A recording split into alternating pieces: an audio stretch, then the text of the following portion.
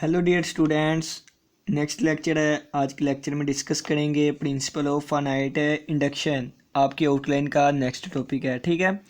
तो थोड़ा सा इंट्रोडक्शन पहले देखते हैं कि सबसे पहले हमारे पास एक आया मैथमेटिशियन। कौन आया? मैथमेटिशियन जिसका नाम था फ्रांसेस्को मोरोलिको।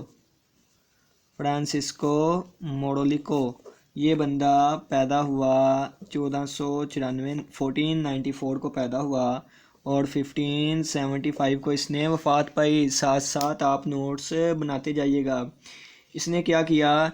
इसने किया इंटीजर्स के साथ कुछ छेड़खानी। इसने इंटीजर्स के साथ कुछ छेड़खानी की, इसकी कुछ प्रॉपर्टीज़ दी और इन प्रॉपर्टीज़ को प्रूव किया mathematically principal of finite induction के ज़रिए।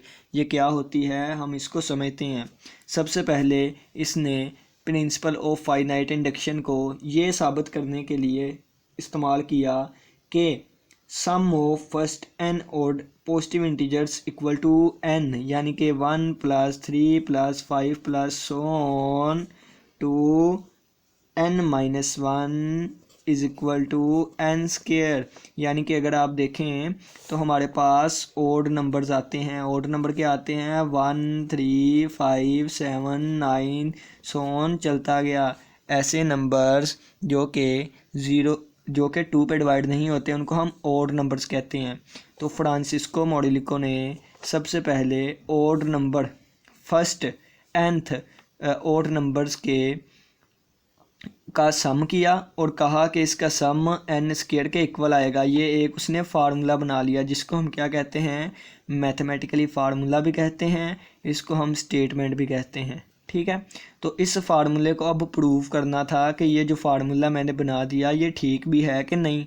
तो इसको साबित करने के लिए उसने फाइनाइट इंडक्शन का इस्तेमाल किया। ये फाइनाइट इंडक्शन क्या होती है और इसको इसने कैसे साबित किया कि ये फार्मूला ठीक है, ये अभी हम देखते हैं। उससे पहले हम देखें कि ये फार्मूला हम प्रूव करेंगे एन की हर एक वैल्यू के लिए, ठीक है ना, एन की हर एक पॉजिटिव वैल्यू के लिए।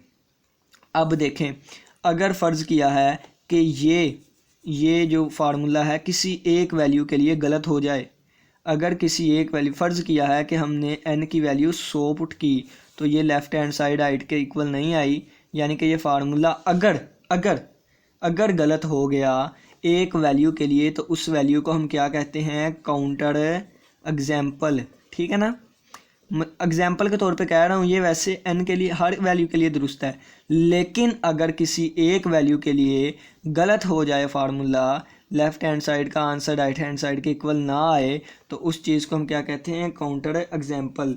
तो इसकी डेफिनेशन है अ केस, एक केस या एक्सेप्शन विच फेल्स जो कि फेल कर देती है the mathematically formula or statement. Mathematically formula को या स्टेटमेंट को, उसको हम क्या कहते हैं? इज़ कॉल्ड काउंटर एग्जाम्पल, ठीक है। और काउंटर एग्जाम्पल की भी हम एक एग्जाम्पल देखते हैं, मज़ा आएगा। चलिए जी, सबसे पहले ना एस ऑफ एन हमारे पास है n² - n + 41। तो कहा गया कि यहाँ पे n की कोई भी वैल्यू पुट करेंगे तो इसका आंसर क्या आएगा? एक प्राइम नंबर आएगा। प्राइम नंबर क्या होता है? प्राइम नंबर ऐसे नंबर्स होते हैं जिनको या तो 1 डिवाइड करता है या तो अपना आप डिवाइड करता है। यानी कि फ़र्ज़ किया अगर मैं 13 लूँ तो 30 को या 1 पूरा डिवाइड करेगा या 13 पूरा डिवाइड करेगा। ऐसे नंबर्स को हम प्राइम नंबर कहते हैं। और प्राइम नंबर के अलावा जो नंबर होते हैं उनको हम कंपोजिट नंबर कहते हैं। अगर मैं 17 की बात करूं तो 17 को सिर्फ 2 नंबर ही पूरा डिवाइड करेंगे, एक +1 और एक +17, ठीक है। अगर मैं 8 की बात करूं तो 8 को +1 भी डिवाइड करेगा, 8 को +2 भी पूरा डिवाइड करता है, +4 भी +8 भी। तो ये प्राइम नंबर नहीं है, ये कंपोजिट नंबर है, ठीक है। और पॉजिटिव इंटीजर की बात कर रहे हैं क्योंकि यहाँ पे भी मैंने पॉजिटिव इंटीजर ही लिखा था। तो कहा गया कि अगर n की पॉजिटिव इंटीजर वैल्यूज़ आप इसमें पुट करते जाएंगे तो हमारे पास जो जवाब आएगा वो प्राइम नंबर आएगा। यानी कि ये एक मैथमेटिकली ऐसा फार्मूला है कि n की हर एक वैल्यू के लिए इसका आंसर एक प्राइम नंबर आएगा। जब हमने n की वैल्यू रखी 1, पॉजिटिव इंटीजर्स की बात करते हैं हमेशा, ठीक है ना, पॉजिटिव इंटीजर की बात कर रहे हैं यहाँ पे भी, इस फार्मूले भी, इस फार्मूले में भी। तो जब हमने n की कीमत रखी 1 तो s ऑफ 1 आ गया, इसका आंसर आ गया 1 का स्क्वायर 1 माइनस 1 प्लस 41, 1 से कैंसिल होके आंसर आया 41। तो 41 एक प्राइम नंबर है।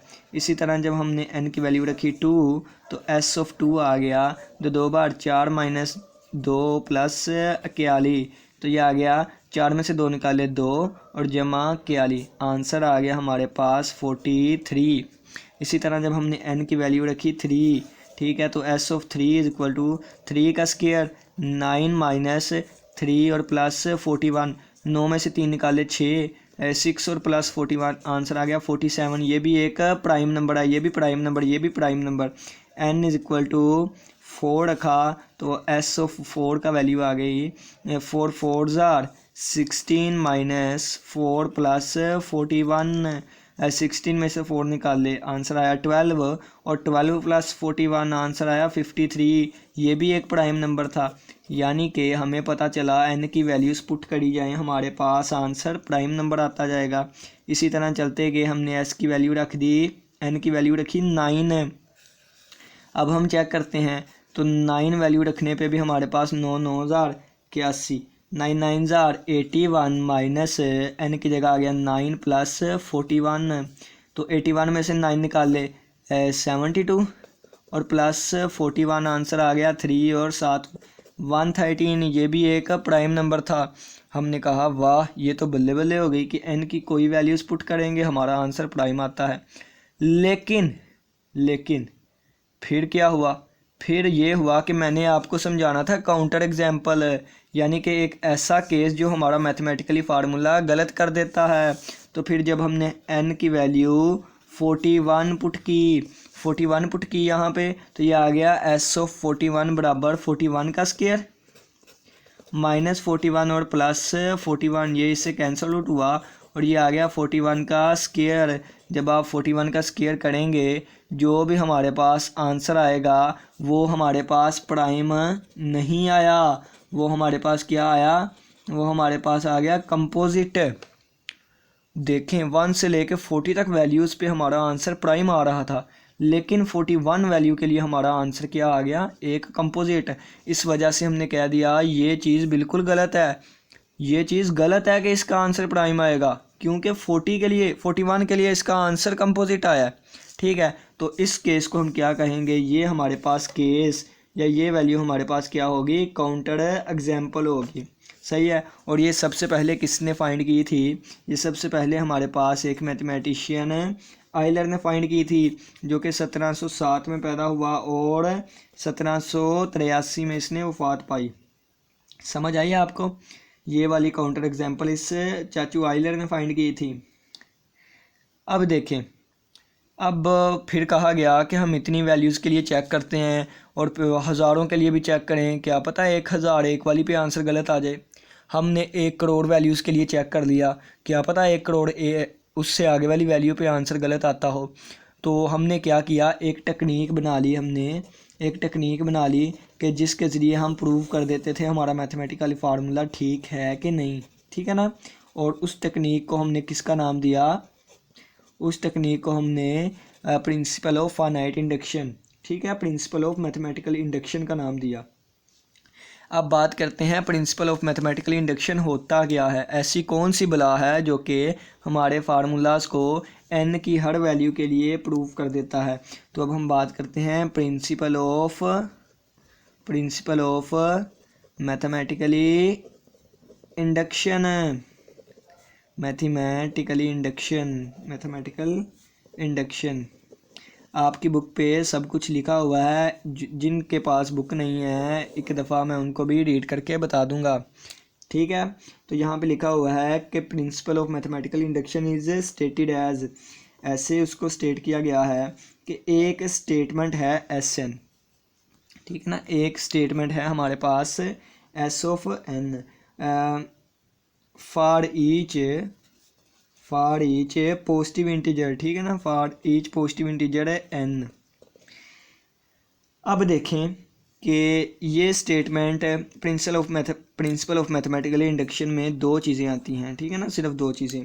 पहली चीज़ कहती हैं कि अगर S(1) जो है वो ट्रू होना चाहिए, ठीक है ना, S(1) ट्रू होना चाहिए। कोई भी फार्मूला है उसको हम पहले S(n) कहेंगे, फिर वो n की जगह हम 1 पुट करेंगे, तो S(1) हमारे पास ट्रू होना चाहिए। अगर वो ट्रू ना हुआ तो इसका मतलब है वो फार्मूला गलत है। फार्मूले को सही साबित करने के लिए S(1) हमारे पास ट्रू होना चाहिए। अगर वो ट्रू हो गया तो फिर हम नेक्स्ट स्टेप पे जाएंगे। नेक्स्ट स्टेप कहता है कि आप S(k) जो है आपने साबित करना है S(k) इज़ ट्रू। ये ट्रू हो जब whenever Sk इज़ ट्रू। इस बात की नहीं समझ आई, कोई बात नहीं, हम समझ लेते हैं, ठीक है। मैं आपको एग्जांपल देता हूँ, ठीक है, एग्जांपल देता हूँ। सुबह सुबह आपको पता है स्कूल लाइफ हर किसी ने एंजॉय की हुई है, तो ये ऐसे हम खड़े होते थे, ठीक है ना, ऐसे ही खड़े होते थे ना, ऐसे ही हम खड़े होते थे। ये हम असेंबली में खड़े हुए हैं, ठीक है ना। जब असेंबली में खड़े हुए हैं तो ये हमारे पास n=1 है, ये n=2 है, और सोन चलता गया। ये फ़र्ज़ किया है n=k-1 है, ये n=k है, ये n=k+1 है, और ये सोन बच्चे चलते गए, ठीक है ना। अगर फ़र्ज़ किया कि मैंने इसको धक्का दिया और ये नहीं गिरा, इसका मतलब S(1) जो है गलत हो गया। इसका मतलब आगे भी कोई नहीं गिरेगा। जब ये बंदा ही नहीं गिरा तो आगे भी नहीं। लेकिन अगर मैंने इसको धक्का दिया, ये इसके ऊपर गिरा, ये उसके ऊपर गिरा, ये इसके ऊपर गिरा, गिरते सारे गिर गए, ठीक है। अब देखें, अगर मैंने इस बंदे को धक्का दिया और यहाँ तक गिरे, इसके आगे नहीं गिरे, ठीक है, इसके आगे नहीं गिरे, तो इसका मतलब है मैथमेटिकली फार्मूला फिर भी गलत है, क्योंकि हमने तो n की सारी वैल्यूज़ के लिए प्रूव करना है ना। अगर हमने इस बंदे को धक्का दिया और सारे गिर गए, उस वक़्त हमारा फार्मूला ठीक होगा। तो इसको सही साबित करने के लिए मैं एक बंदे को धक्का दूंगा, फिर मैं किसी एक लड़के तक जाऊंगा, ये कोई भी वैल्यू हो सकती है, हमें नहीं पता, ठीक है। किसी एक लड़के तक जाऊंगा और मैं कहूँगा कि अगर इससे पीछे वाला बंदा गिर गया तो इसके आगे वाला गिरा है कि नहीं, यानी कि मैं n=k1+, यानी कि मैं देखना चाहता हूँ ये बंदा नीचे गिरा है कि नहीं। तो पहले मैं इसको देखूँगा ये गिरा है कि नहीं। अगर ये गिरा है, इस वजह से ये भी लाजमी गिरेगा, ठीक है ना। देखें, एक और एग्जांपल देता हूँ, यही है, ठीक है ना। अगर ये 1, इसको मैंने प्रूव कर दिया कि ये नीचे गिर गया है। अगर मैंने k वाले को प्रूव करना है ये नीचे गिरा है कि नहीं, तो मैं k-1 की मदद लूँगा, ठीक है ना। अगर ये गिरा हुआ तो इस वजह से ये भी नीचे लाजमी गिरा होगा। अगर मैं प्रूव करना चाहता हूँ k-1 नीचे गिरा है कि नहीं, तो मैं k-2 की मदद लूँगा, यानी पहले ये अज्यूम करूँगा ये बंदा नीचे गिर गया है, फिर मैं इससे ये चीज़ प्रूव करूँगा। इसी तरह अगर यहाँ पे k+1 है, यहाँ k+2 है, यहाँ k+3 है, और सोन ऐसी वैल्यूज़ होती है ना। अगर मैं साबित करना हूँ कि k+2 नीचे गिरा है कि नहीं, तो पहले मैं लेट करूँगा कि k+1 नीचे गिर गया है, फिर मैं साबित कर सकता हूँ कि k+2 नीचे गिरा है या नहीं। इसी तरह S(1) को ट्रू होना चाहिए, ठीक है ना, पहला बंदा तो लाजमी गिरना चाहिए। फिर मैं साबित करूँगा Sk+1 नीचे गिर गया है। अगर Sk ठीक है, यानी कि Sk अगर गिरा है, तो फिर मैं साबित करूँगा Sk+1 भी नीचे गिर गया है। यानी कि देखें, आप k-1 की मदद से k को भी प्रूव कर सकते हैं, k की मदद से k+1 को भी प्रूव कर सकते हैं, k+1 की मदद से k+2 को भी। यानी कि एक चीज़ को प्रूव करने के लिए उससे पीछे वाली का साथ लेना पड़ेगा। तो मैक्सिमम टाइम अपनी कैलकुलेशन को इजी करने के लिए हम Sk का साथ लेते हैं एस के प्लस वन को प्रूव करने के लिए। ठीक है, ये अकेली वैल्यू है ना, अच्छी मसले ईजिली सॉल्व हो जाती है। आप चाहें तो एस के माइनस टू की मदद से के माइनस वन को प्रूव कर सकते हैं। ठीक है ना, अपनी मर्ज़ी है, जिसको मर्ज़ी लें। लेकिन लेकिन लेकिन जो हमारे मैथमेटिशियन थे, जो हमारे चाचू समझदार थे, वो के का साथ लेके के प्लस वन को प्रूव करते थे। लेकिन आप कोई भी ले सकते हैं। ठीक है ना, तो ये हमारा प्रिंसिपल ऑफ मैथमेटिकल इंडक्शन कहता है कि अगर एक बच्चा नीचे गिरा है तो हम किसी रैंडमली किसी और बच्चे तक जाएंगे, पहले हम ये देखेंगे कि उससे पीछे वाला गिरा है कि नहीं। अगर उसके पीछे वाला गिरा तो ये बंदा भी लाजमी गिरेगा। ठीक है, और इस तरह हमारा सारा प्रूव हो जाएगा कि सारी लाइन ही नीचे गिर गई है। ठीक है ना, यानी कि जितने भी वैल्यूज़, अब हमें तो पता होता है ना कि कतार में 5 बच्चे खड़े हैं, 10 बच्चे खड़े हैं, तो वो सारे के सारे गिर गए। लेकिन काउंटिंग में हमें नहीं पता कि इंटीजर्स कहाँ पे ख़त्म होते हैं। ठीक है, तो ये चलते ही जाते हैं, तो इसलिए हम सारी वैल्यूज़ के लिए प्रूव कर देते हैं। नेक्स्ट हम बात करते हैं कि हम क्वेश्चंस को कैसे सोल्व करेंगे। तो इसके लिए हमारे पास प्रिंसिपल ऑफ मैथमेटिकल इंडक्शन का एक प्रोसीजर आ जाता है, उसको समझते हैं। चलिए आइए जी, अब हम प्रोसीजर समझते हैं। प्रोसीजर में सबसे पहले हमने अप्लाई करना है स्टेप नंबर 1। बस 2 स्टेप होंगे। कोई भी क्वेश्चन आ गया, इस चीज़ को आपने फॉलो करना है। मैथमेटिकली इंडक्शन का कोई भी क्वेश्चन आ गया, आपने इसको फॉलो करना है। स्टेप नंबर 1 कहता है आपने सब्सटीट्यूट कर देना है। सब्सटीट्यूट सबसे पहले आपने क्या करना है, जो भी हमारे पास क्वेश्चन आया उसको SN एक स्टेटमेंट का नाम दे देना। ठीक है, फिर आपने क्या करना है, सब्सटीट्यूट करना है। Substitute n is equal to 1, n की जगह 1 सब्सटीट्यूट कर देना है। और जब n की जगह 1 रखेंगे तो ये S1 बन जाएगा। फिर आपने साबित करना है ये ट्रू है। अगर ये ट्रू हो गया तो फिर हम नेक्स्ट स्टेप पे चलेंगे, और अगर ये ट्रू ना हुआ तो उसी वक्त ही हमारा फार्मूला गलत होगा।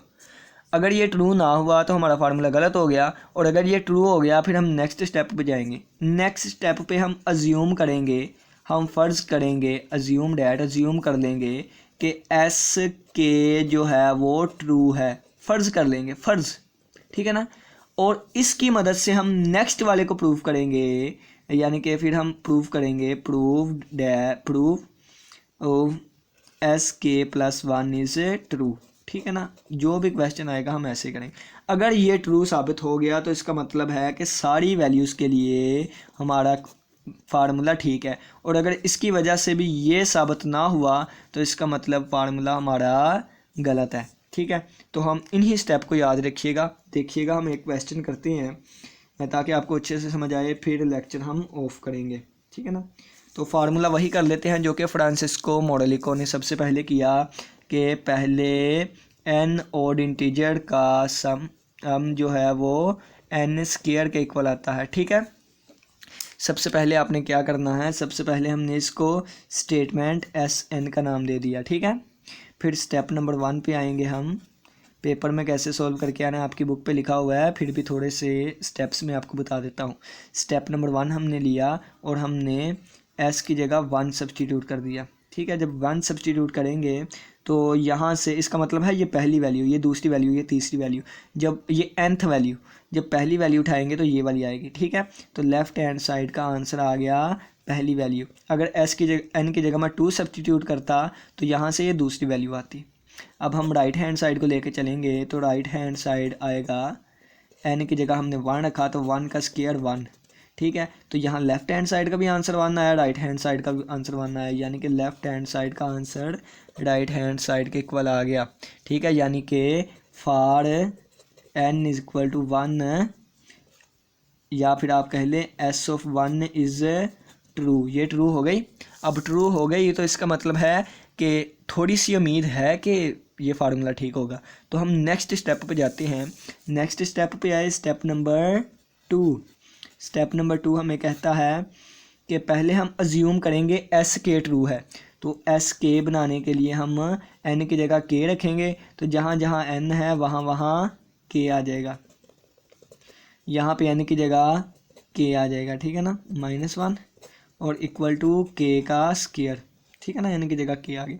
अब ये चीज़ ट्रू है। ठीक है ना, अब देखें, अब थोड़ा सा आपको समझाता हूँ, ये स्टेप आपने पेपर में नहीं करना। यानी कि 1 + 3 + 5 है, इससे आगे वाली टर्म क्या होगी, इससे आगे वाली 3 में 2 जमा किए 5 आ गया, 5 में 2 जमा करेंगे 7 आ जाएगा, 7 में 2 जमा 9 प्लस ऑन चलता गया। ठीक है, अब देखें के है ना के, तो इससे पीछे वाली टर्म क्या होगी, यानी कि 2k - 1 ये लिखा हुआ है ना, इससे पीछे वाली टर्म क्या होगी, इससे पीछे वाली टर्म निकालने के लिए आप k में से एक माइनस कर दें। ठीक है ना, ये पीछे वाली, इससे भी पीछे वाली निकालने के लिए आप k में से एक और माइनस कर दें, यानी कि k - 2 कर दें। ठीक है ना, तो इस तरह आप इससे पीछे वाली टर्म्स भी निकाल सकते हैं इस तरह। ठीक है ना, तो अब देखिएगा ये बात समझाने का क्या फ़ायदा था, इस पर अभी लगाएं लाइन। ठीक है, ये हमने दुरुस्त साबित ये मान लिया, फ़र्ज़ कर लिया, जहन में फ़र्ज़ कर लिया कि ये चीज़ दुरुस्त है।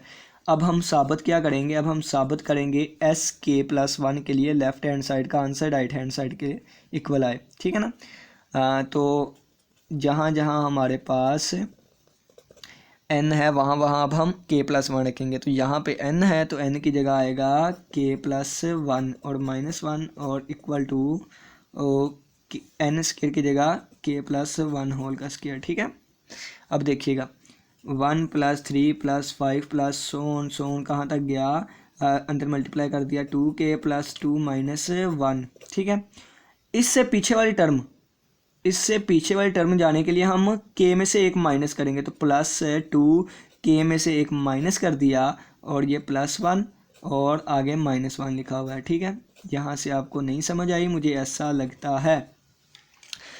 अब इसके पीछे वाली टर्म क्या होगी, इससे पीछे वाली टर्म क्या होगी, तो इससे पीछे वाली टर्म निकालने के लिए हम k से एक माइनस कर देंगे। ठीक है, तो ये k की जगह आपको मार्केट से बताता हूँ ताकि आपको अच्छे से समझ आ सके।